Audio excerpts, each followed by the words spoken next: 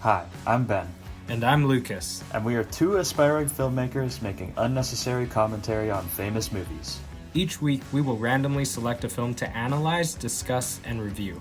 We will select the film at the end of each podcast, so you will have ample time to watch the movie before the next episode.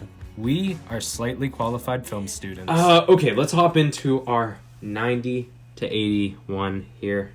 Yeah. Let's do it. This is from last week. Ben and I have had some changes, but we're going to ignore those changes and we're going to tell you what our 90th to 81st favorite films were last week. Let's go. You go first, Ben. What is your 90th favorite film of all time? My 90th favorite film of all time is the first in a series, and the whole series is on here. Ooh. Is Lord of the Rings, The Fellowship of the Ring. Oh, The Fellowship This is my least favorite Lord of the Rings, but that's not saying much because I love them all. Yeah, okay. Well, to me, the last time I watched these, I watched all the extended cuts, and the first 2 hours of this movie. I've actually are never extremely- seen The Fellowship's extended cut. I've seen the other two. Oh god, dude.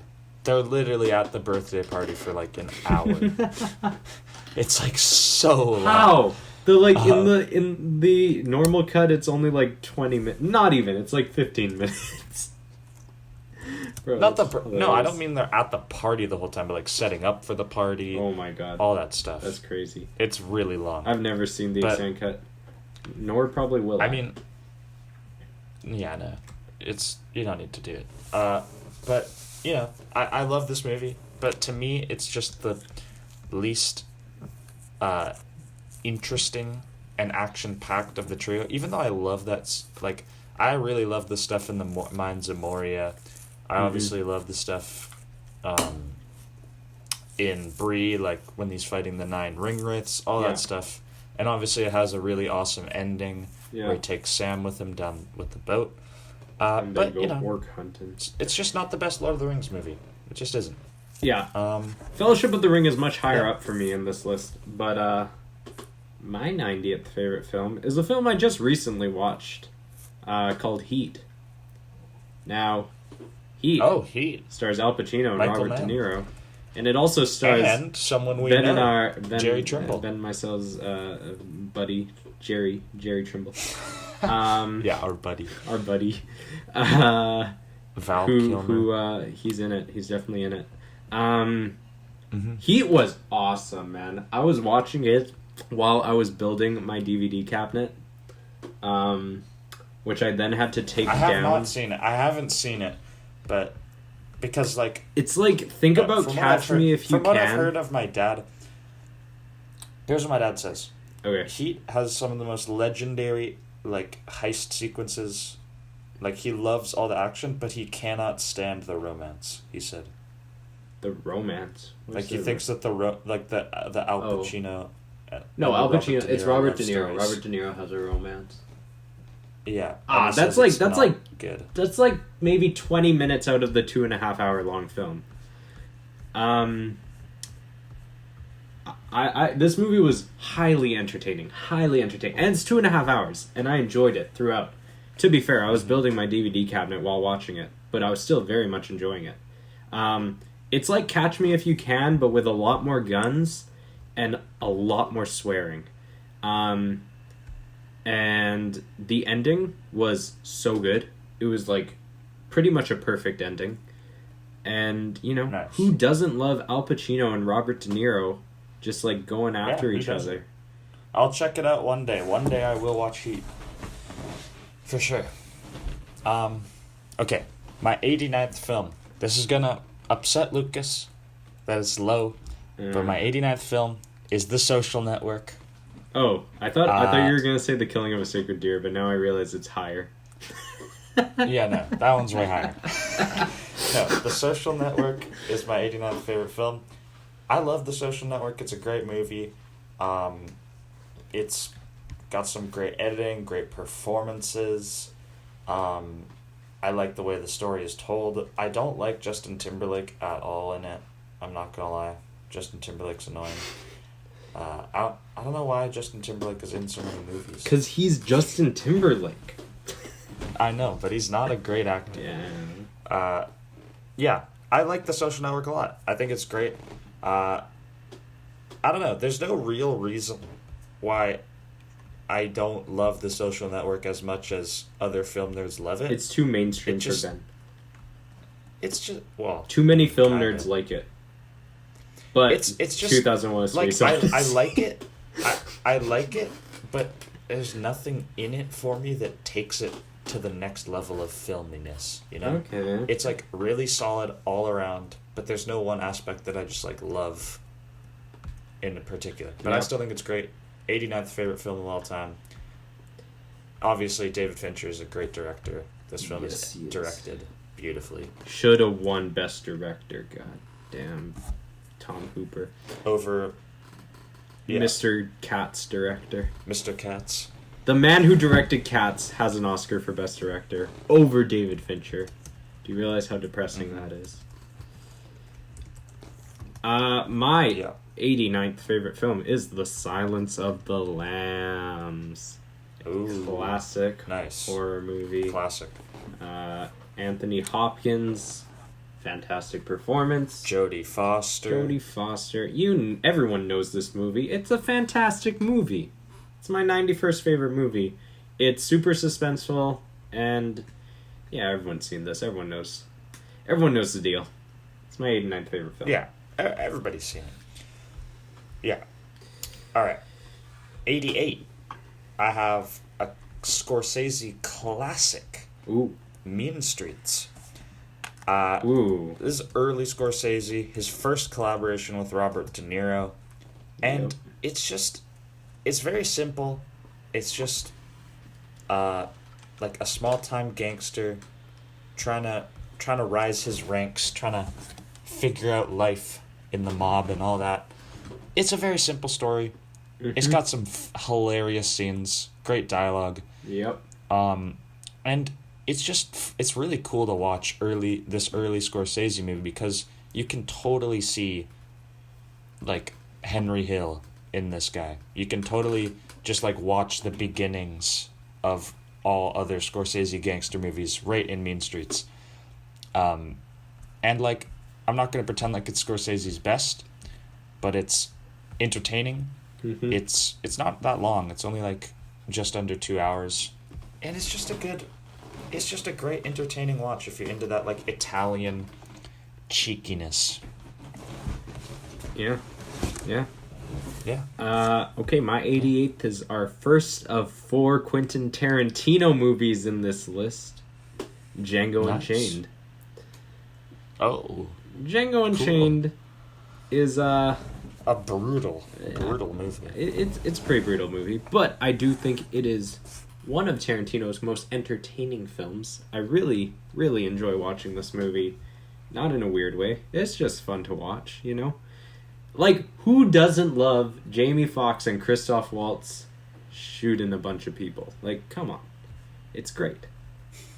Leonardo DiCaprio, you know, every other film post is about his performance in this movie. Because, you know, his whole smashing glass in his hand. Everyone's seen that. Yeah. We know the deal. But, yeah. I mean, Christoph Waltz is honestly the standout performance in this movie. Won the Oscar. But I do love Django Unchained. It is my 4th to favorite Quentin Tarantino movie. I've seen all of them. But we got 3 more to come, which are higher up the list. Nice. Sweet. Yeah. My 87th favorite film is Baby Driver, the Edgar Wright action film. Baby Driver. This film is just so entertaining. It's got amazing editing. I love the car chases in this movie. It's one of my favorite action movies for that reason. I think that the story and the screenplay are the weakest parts. But still, it's charming. The character of Baby is charming. Like, the love, it's not very good. But, like, at the end of the day, when I watch Baby Driver, it's because I want to see some really dopely filmed car chases that are edited to perfection. Stunts are on point. Music is incredible. And it's just an action-packed 2 hours. Yeah. Gotta love Baby Driver. It's Gotta just love Edgar Wright. it's no Carey Mulligan, Ryan Gosling romance, I will say. It's true. Yeah, Baby Driver, pretty good movie. I will always have a little bit of a chip on my shoulder against Baby Driver, because I love Drive so much, and I gotta protect it at all costs. We're at 87. My 87th favorite film is Spider-Man Into the Spiderverse. We've reviewed this film. It's a great one. Yeah. It's fantastically animated. We Go check reviewed out it. the review. We reviewed it. I'm going to shut up. 87th favorite film, Into the Spiderverse. Gotta love it. Yeah. 86. I got Pulp Fiction. My first Tarantino film, I believe. And it definitely is not the last. Pulp Fiction. If I had to say one thing about Pulp Fiction, it's that if they cut out all of Bruce Willis's stuff, this film would have been much better. I agree. That's all I gotta say. I agree. I agree with that statement. Scene, of the torture is pretty funny. Yeah. It just makes it longer. I think, this film's already 2.5 hours long. So yeah. Just cut that stuff out. I mean, Samuel L. Jackson and John Travolta are legendary in this film. Mm-hmm. And it's good. It's a great movie. Everybody's seen it. I have to rewatch Pulp Fiction.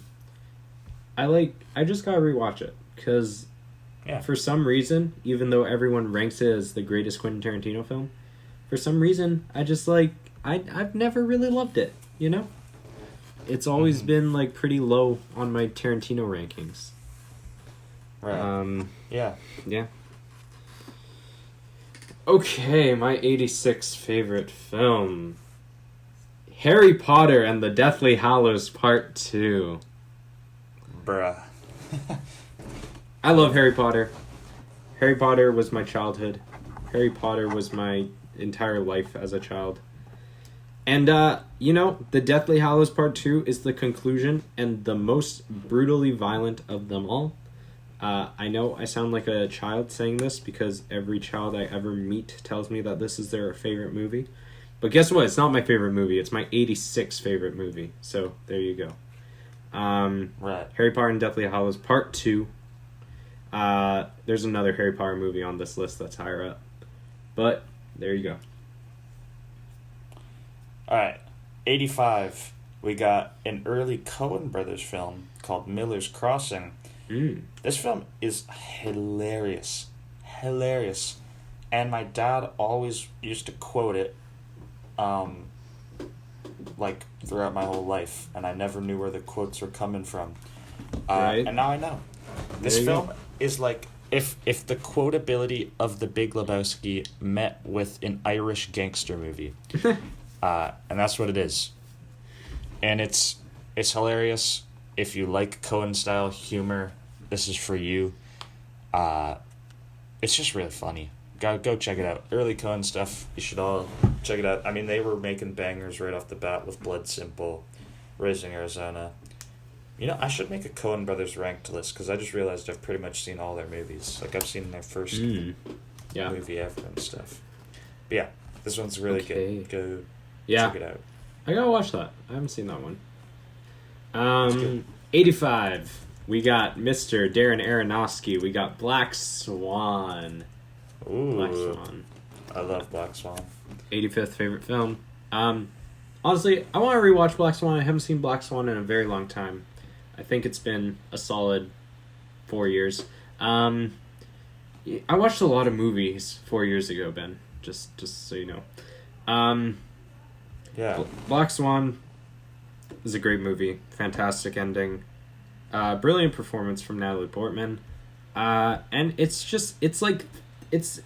pretty much the perfect psychological thriller. It's one of the best out there. Yeah.